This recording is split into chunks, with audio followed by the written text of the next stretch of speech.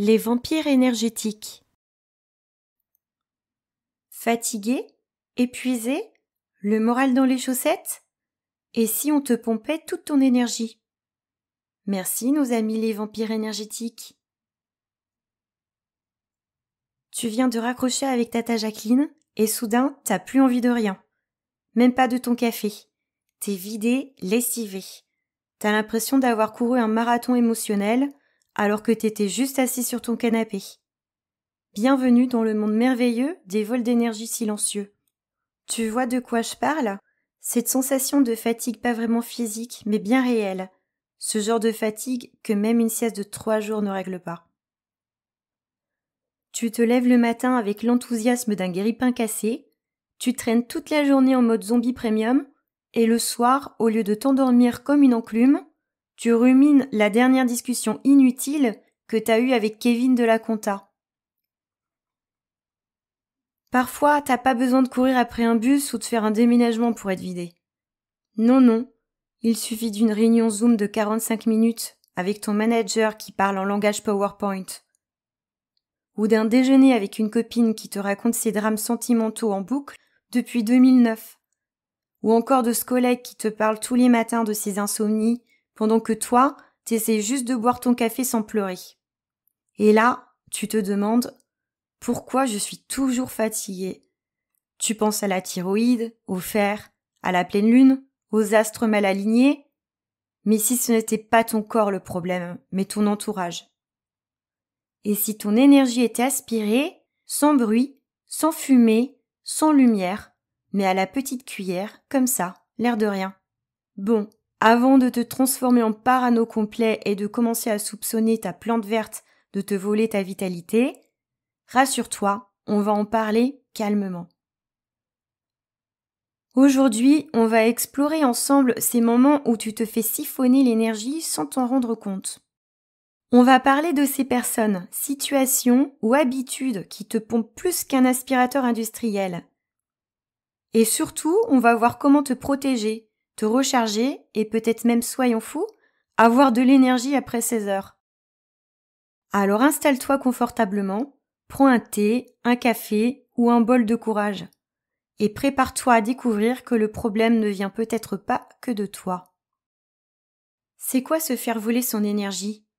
Alors déjà, soyons clairs. Quand on parle de vol d'énergie, on n'est pas en train de te dire que quelqu'un t'a piqué ton énergie comme on pique une place de parking. Il n'y a pas un mec louche dans un coin qui te siphonne ta batterie interne avec une paille en bambou. Non, c'est plus subtil que ça. Et justement, c'est pour ça que c'est traître. Le principe est simple.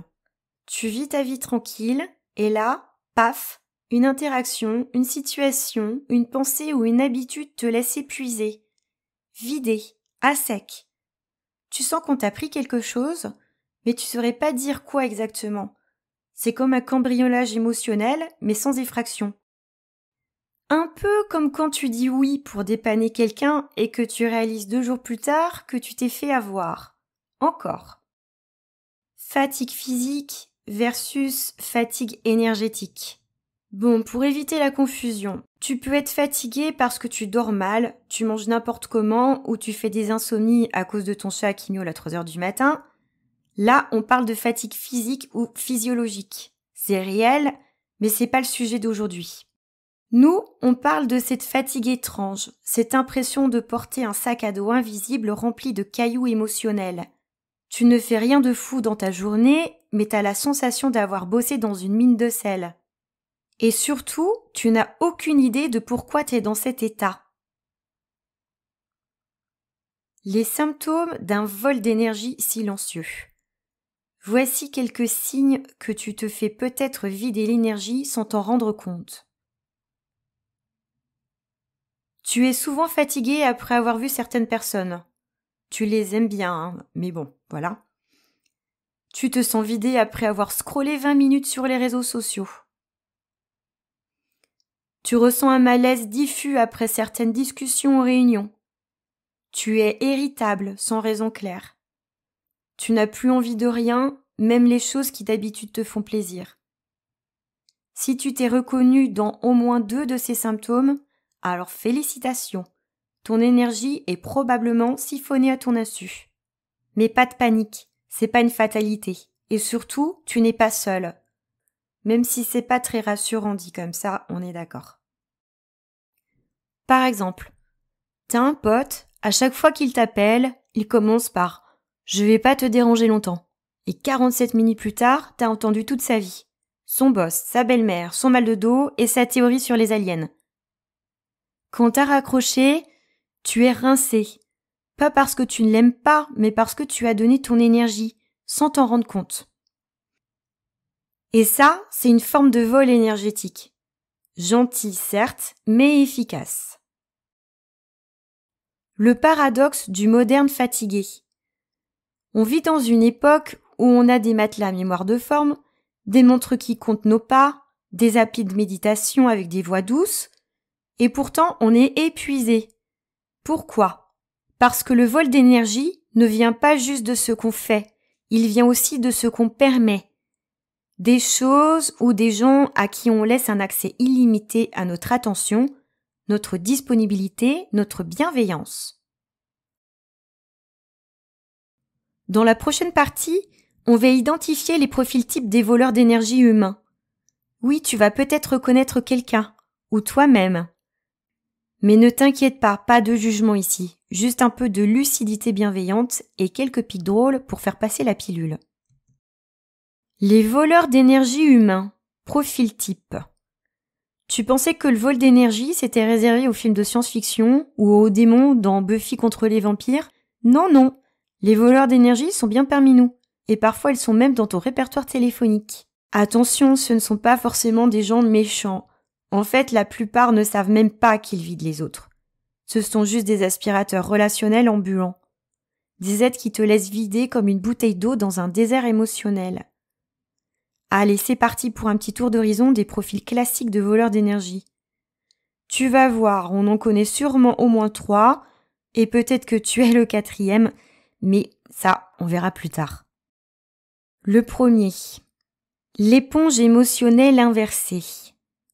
Tu vois cette personne à qui tu racontes un truc, et 3 secondes plus tard, elle ramène tout à elle. Je suis un peu stressée en ce moment. Ah oui, moi aussi. Tu sais pas ce qui m'est arrivé hier ?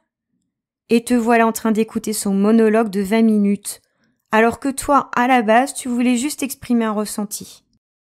Ces gens te vident parce qu'ils prennent toute la place. Ce sont des squatteurs d'attention. À la fin, t'es pas soulagé d'avoir parlé. Non, t'as servi d'oreille thérapeutique gratuite. Et sans mutuelle. 2. La drame queen ou king. Alors là, on est dans la catégorie Netflix humain version tragédie. Chaque jour est une apocalypse. J'ai raté mon train, ma vie est foutue. Mon mec ne m'a pas répondu en 2 minutes. Il me quitte, c'est sûr. Je sens que l'univers est contre moi. Tu veux les aider au début, tu compatis, t'es gentil. Mais au bout de 23 épisodes de leur vie catastrophe, tu te demandes si t'as pas signé pour un abonnement à vie à leur vie. Le problème, leur anxiété, leur panique permanente, ça contamine ton système nerveux. Et hop, fatigue. 3. La passif-agressif pro. C'est subtil mais ça tue. Ce sont ces personnes qui t'attaquent en mode « je plaisante, hein », mais bizarrement t'as l'estomac qui se serre après. « Ah, t'as mis cette chemise, t'as du courage, dis donc. »« Non mais je dis ça pour ton bien, hein. » Ils sont comme des virus relationnels, tu crois que ça va, mais ton système énergétique, lui, se défend en silence. 4. La chronophage professionnel. Tu les connais, ceux qui t'appellent juste 2 minutes et qui t'embarquent dans une conversation de 52 minutes sur le prix du beurre ou les souvenirs d'école maternelle. Tu sors de là avec la sensation d'avoir perdu un bout de ta vie. Et surtout ton énergie mentale. 5. Le dépendant affectif. C'est touchant au début, tu te sens utile, valorisé. Mais à force c'est lourd, tu deviens leur béquille émotionnelle. Tu dois rassurer, soutenir, écouter, être là, répondre vite, ne pas les oublier. Et quand tu t'éloignes un peu, même pour prendre une douche, ils te reprochent de les abandonner. C'est épuisant. 6. Là, le contrôlant déguisé en bienveillant. Tu dis que t'es fatigué, il te sort « tu devrais dormir plus tôt ». Tu parles d'un projet ? Tu sais, c'est pas très réaliste à ton âge. Il te donne des conseils non sollicités, mais en réalité, il sape ton élan vital. À force de t'expliquer la vie, il te coupe les ailes et ton énergie avec. Est-ce qu'ils le font exprès ? Dans la majorité des cas, non. Ces gens ont simplement leurs propres blessures, leurs peurs, leurs manques, et inconsciemment, ils les déversent sur toi. Mais intentionnel ou pas, le résultat est le même. Tu ressors vidé. Et si c'était toi aussi ? Oui, on y vient. Il faut aussi avoir l'humilité de se demander « est-ce que moi aussi, parfois, je suis ce type de personne pour quelqu'un d'autre ?» Tu sais, quand tu appelles quelqu'un juste pour te plaindre, ou que tu monopolises une conversation, ou que tu balances des petits sarcasmes déguisés, ça arrive à tout le monde. Mais la bonne nouvelle, c'est que ça se travaille, et ça commence par la conscience. Les voleurs d'énergie invisibles, ceux qu'on n'avait pas vu venir. Tu sais, parfois, il n'y a personne en face de toi. Pas de tata Jacqueline, pas de collègue relou, pas de pote qui te vide la tête. Et pourtant, t'es vidé comme si t'avais passé 3 heures à faire du small talk dans un mariage où tu connaissais personne. Alors là, tu te demandes, est-ce que je suis mon propre voleur d'énergie ? Pas tout à fait, ou pas toujours. Parfois, ce sont des situations ou des choix du quotidien qui grignotent ton énergie en douce. Des aspirateurs planqués dans tes habitudes. Tu crois que c'est normal, mais c'est ça qui te pompe l'air. Allez, on lève le voile sur ces voleurs furtifs mais redoutables. 1. Les écrans. Spoiler, ton téléphone ne t'aime pas. Tu penses te détendre en scrollant 10 minutes sur Instagram, sauf qu'1 heure plus tard, t'as vu 47 vidéos de chats, 3 réels sur des couples parfaits à Bali, et un mec en chemise hawaïenne qui t'explique que si t'es pas millionnaire à 30 ans, c'est parce que tu bois encore du café. Résultat, t'as pas avancé sur ce que tu devais faire. Tu te sens nul sans savoir pourquoi. Et surtout, ton cerveau est lessivé d'avoir absorbé autant d'infos inutiles. Les écrans, c'est comme du sucre. Ça donne un coup de boost instantané, puis un gros coup de mou. Et en prime, ça grignote ton attention, ton temps et ton estime de toi. 2. Les oui automatiques. Tu dis oui à tout. À ton boss, à ta mère, à l'apéro du jeudi, au colis du voisin, au groupe WhatsApp de 38 personnes qui veulent organiser une raclette végane. Mais chaque oui que tu donnes sans envie, c'est un petit morceau de ton énergie que tu cèdes. Et à force, tu t'appartiens plus. Tu te disperses, tu t'éparpilles, tu deviens fatigué par des choses que t'as même pas choisies. 3. La surcharge mentale. Tu ne fais peut-être rien aujourd'hui, mais dans ta tête, c'est la fête foraine.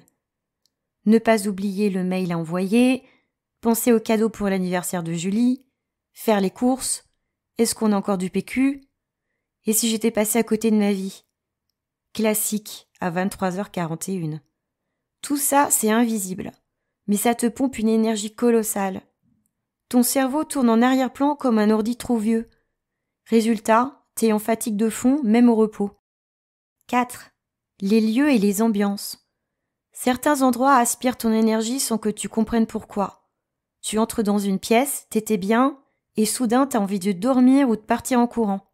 Un bureau trop bruyant, une maison en désordre, un open space saturé d'émotions refoulées. Les lieux gardent les énergies, même si t'es sceptique, ton corps, lui, y ressent. Et puis il y a les ambiances, celles où tu sens qu'il faut faire semblant, où tu peux pas être toi-même. Ces moments où tu dois jouer un rôle social, poli, efficace, sympa, disponible, alors qu'à l'intérieur, t'as juste envie de silence. 5. L'incohérence intérieure. Tu fais un job qui ne te parle pas. Tu fréquentes des gens que tu n'aimes plus. Tu continues un projet qui ne te motive plus juste parce que t'as commencé. Ça te dit quelque chose ? Cette dissonance entre ce que tu fais et ce que tu ressens. Eh bien ça aussi, c'est un énorme voleur d'énergie. Quand tu te forces à être là où tu ne veux pas être, ou à faire ce qui n'a plus de sens pour toi, ton corps et ton esprit résistent. Et cette résistance te coûte cher en énergie. 6. Les faux toi. Tu connais ce sentiment après une journée où tu as dû être la version acceptable de toi-même. Gentil, calme, sociable, pas trop intense, pas trop bizarre. À la fin de la journée, t'as envie de rien, juste d'être sous une couverture et de ne plus parler. Jouer un rôle, même discret, ça épuise. Et à force, on finit par oublier qui on est vraiment. Et ça, c'est un des plus grands saboteurs d'énergie. Tu bois pas assez d'eau aussi. Oui, je sais, c'est pas très spirituel. Mais franchement, parfois, tu crois que t'as un problème existentiel profond, alors qu'en fait, t'es juste déshydraté. Pense à boire un verre d'eau maintenant. Allez, j'attends un petit peu. Bon, on continue. Pourquoi on laisse faire ? C'est bien beau d'avoir identifié les voleurs d'énergie, visibles ou invisibles. Mais la vraie question, c'est pourquoi on les laisse faire ? Pourquoi on continue à dire oui alors qu'on veut dire non ? Pourquoi on reste dans des situations qui nous vident ? Pourquoi on écoute Tata Jacqueline raconter sa sciatique pendant 47 minutes alors qu'on a une migraine ? La réponse tient en un mot. Programmation. Oui, comme un bon vieux logiciel qu'on a oublié de mettre à jour. 1. Le syndrome du gentil. Celui-là, c'est un classique. Tu veux pas décevoir, tu veux pas blesser, tu veux pas passer pour une personne égoïste, dure, ou qui a changé. Alors tu t'adaptes, tu souris, tu écoutes, tu te rends disponible. Et tu te fais aspirer l'énergie en douce parce que tu ne poses pas de limites. Je veux pas lui dire non, il va le prendre mal. Je peux pas annuler, elle va être triste. C'est pas grand-chose, je vais bien faire un effort. À force de petits efforts, tu t'épuises pour préserver l'image d'une bonne personne. Mais à quel prix ? 2. Les croyances héritées. Il faut se sacrifier pour les autres. Être utile, c'est important. Faut pas faire de vagues. On ne refuse pas quelqu'un qui a besoin d'aide. Si tu dis non, t'es égoïste. Ces petites phrases, on les entend depuis qu'on est tout petit. Et on les a bien intégrées comme des vérités absolues. Sauf que parfois, ce sont des virus mentaux qui nous empêchent de protéger notre espace vital. Tu veux aider ? Super. Mais si tu aides tout le monde au détriment de toi-même, t'es pas altruiste. T'es en train de t'auto-détruire socialement, lentement mais sûrement. 3. Les blessures d'enfance. Merci l'école et la famille. Souvent, on traîne des blessures émotionnelles non digérées. Peur de l'abandon. Besoin d'être aimé à tout prix. Peur du rejet. Peur du conflit. Besoin de reconnaissance. Et pour compenser ces blessures, on devient trop disponible, trop gentil, trop compréhensif, trop silencieux face à l'abus. On pense que si on fait tout comme il faut, alors on sera accepté, aimé, valorisé. Mais ce qu'on fait, c'est laisser les autres pomper notre énergie pour combler un vide intérieur. Ça ne marche jamais. On finit juste fatigué, frustré et souvent incompris. 4. Les loyautés invisibles. Tu restes dans une relation qui t'épuise. Mais tu dis « Je lui dois bien ça. Il a toujours été là pour moi. Je peux pas le laisser tomber maintenant. » C'est la famille. Ce sont des loyautés inconscientes. Tu te sens obligé, attaché. Mais à force de faire passer les autres avant toi, tu te vides. Et personne ne viendra te recharger à la fin. 5. La peur d'être seul ou mal vu. Tu sais que ce pote te vide, mais tu continues de le voir. Tu sais que ce boulot te ronge, mais tu restes. Tu sais que ce groupe WhatsApp te stresse, mais tu lis quand même tous les messages. Pourquoi ? Parce que le changement fait peur. Parce qu'on préfère le connu inconfortable au nouveau incertain. Parce qu'on veut pas être celui ou celle qui dit « stop, ça ne me va plus ». Mais refuser de poser des limites, c'est comme laisser les fenêtres ouvertes pendant une tempête. Au bout d'un moment, faut pas s'étonner que tout soit sans dessus-dessous. Petit aparté, et si on arrêtait de jouer un rôle ? Pose-toi cette question. Si je ne cherchais plus à plaire, qu'est-ce que je ne ferais plus jamais ? Et là, tu vas commencer à voir où tu perds ton énergie. Pas à cause des autres, mais à cause de l'image que tu veux entretenir. Le bon collègue, la personne disponible, la fille, le fils parfait, le partenaire idéal, l'ami à l'écoute. Tout ça c'est beau, mais c'est un costume. Et même les meilleurs costumes, ça gratte quand tu les portes trop longtemps. Dans la prochaine partie, on va voir comment récupérer ton énergie, comment poser des limites, te protéger sans culpabiliser, dire non sans passer pour un monstre. Bref, comment devenir un maître ninja de ta propre énergie avec élégance et amour, et 2-3 punchlines bien placées. L'art de récupérer ton énergie sans devenir un ermite dans la Creuse. Bon, maintenant que tu sais qui te pompe ton énergie et pourquoi tu laisses faire, il est temps de parler de la suite logique. Comment tu récupères ton énergie? Et surtout, comment tu la gardes pour toi? T'as pas besoin de fuir dans un monastère au Tibet, même si bon, une semaine sans Wi-Fi, ça peut pas faire de mal. Tu peux commencer ici, maintenant, en apprenant à poser des limites. Comme un pro. 1. Le pouvoir magique du mot non. Non. Voilà, c'est tout. Un mot complet. Pas besoin de te justifier pendant 2 heures. Pas besoin de t'excuser 14 fois. Non, ça ne me convient pas. Non, je ne suis pas disponible. Non, merci. Paf, voilà, c'est tout.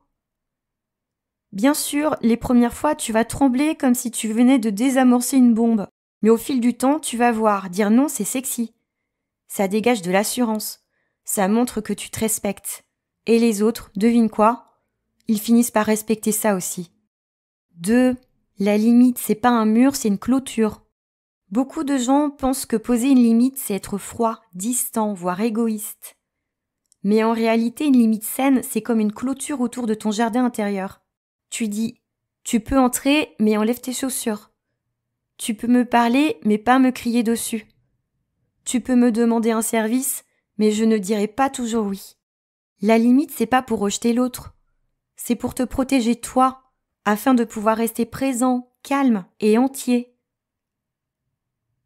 3. L'énergie ne se gère pas, elle se préserve. Plutôt que de chercher à faire plus, demande-toi. Qu'est-ce que je peux enlever? Qu'est-ce qui me vide sans m'apporter? Avec qui je me sens toujours vidée après une interaction? Et là, tu fais le ménage énergétique. Tu mets des filtres, des pauses, des silences. Tu coupes les notifications, tu déclines les invitations, tu restaures ton espace. Et tu vas voir, ton énergie revient, comme une plante qu'on arrose enfin. 4. Créer une checklist énergie. Petit outil très simple mais super efficace. Fais une liste de ce qui te donne de l'énergie et une autre de ce qui t'envole. Exemple. Ce qui te donne de l'énergie. Marcher seul en nature, lire, discuter avec des gens inspirants. Et ce qui te pompe. Les groupes WhatsApp trop actifs, les réunions inutiles, les amis toujours en mode drama. Et chaque semaine, tu fais un petit point. Essaye de réduire les négatifs et d'augmenter les positifs. Rien que ça, c'est une révolution. 5. Instaure des rituels de rechargement. Tu sais ce que font les gens énergétiquement stables? Ils ne laissent pas leur énergie au hasard. Ils ont des rendez-vous réguliers avec eux-mêmes. Un moment de calme chaque matin, une pause sans écran chaque soir, une activité rien que pour eux chaque semaine, et ils ne s'en excusent pas. Ils savent que leur équilibre dépend de ces micro-piliers. C'est pas du luxe, c'est de l'hygiène intérieure. 6. Réapprends à t'écouter. Parfois, tu sens une petite voix en toi qui dit « Là, c'est trop. Tu n'as pas envie. Tu veux juste du silence. » Et toi, tu la fais taire avec un café, une série, un peu d'Instagram ou un énième oui poli. Mais cette voix, c'est ton énergie qui parle. Elle te dit ce que tu as besoin. Elle te souffle des vérités simples. Écoute-la, respecte-la, c'est ton GPS intérieur. 7. Petit mémo à afficher sur ton frigo. Tu n'as pas besoin d'avoir une journée écrasante pour justifier ton droit au repos. Tu n'as pas besoin d'être au bout du rouleau pour dire non. Tu n'as pas besoin de te sacrifier pour mériter l'amour ou la reconnaissance. Tu peux juste exister, ressentir, choisir et préserver ton énergie comme ce qu'elle est, ton bien le plus précieux. En conclusion, récupère ton énergie, elle n'a qu'à bien se tenir. Alors voilà, tu sais maintenant que ta fatigue n'est pas forcément qu'une question de nuit trop courte ou de café pas assez fort. Parfois, ton énergie se fait subtiliser en douce, par des gens, des situations, des habitudes, et même par toi-même. Oui, toi aussi tu peux être ton pire voleur d'énergie. Félicitations. Mais la bonne nouvelle, c'est que tu as le pouvoir de reprendre le contrôle, de poser des limites, de dire non, de choisir où tu mets ton énergie, et surtout de prendre soin de toi sans culpabilité. Alors la prochaine fois que Tata Jacqueline t'appelle pour te raconter son rêve bizarre avec des poulets qui dansent, tu diras « Merci Tata, mais aujourd'hui je garde mon énergie pour moi. » Et ça, crois-moi, c'est le début d'une belle révolution intérieure. Rappelle-toi, ton énergie c'est ton carburant. Sans elle, même la Ferrari la plus belle ne roule pas. Alors sois le pilote attentif de ta vie. Prends soin de toi, pose tes limites. Et surtout, n'oublie jamais de rire, parce qu'une bonne dose d'humour, c'est un excellent booster d'énergie aussi. Merci d'avoir écouté ce podcast. Je te souhaite de belles pauses, des noms bien placés et une énergie retrouvée qui te fasse vibrer. À très vite pour de nouvelles explorations et en attendant, garde ton énergie bien au chaud. Merci d'avoir été là jusqu'au bout. Si ce podcast t'a parlé, un petit like me ferait super plaisir. N'hésite pas à t'abonner pour ne rien rater des prochains épisodes. Et surtout, prends soin de ton énergie, elle est précieuse. À très bientôt pour de nouvelles aventures.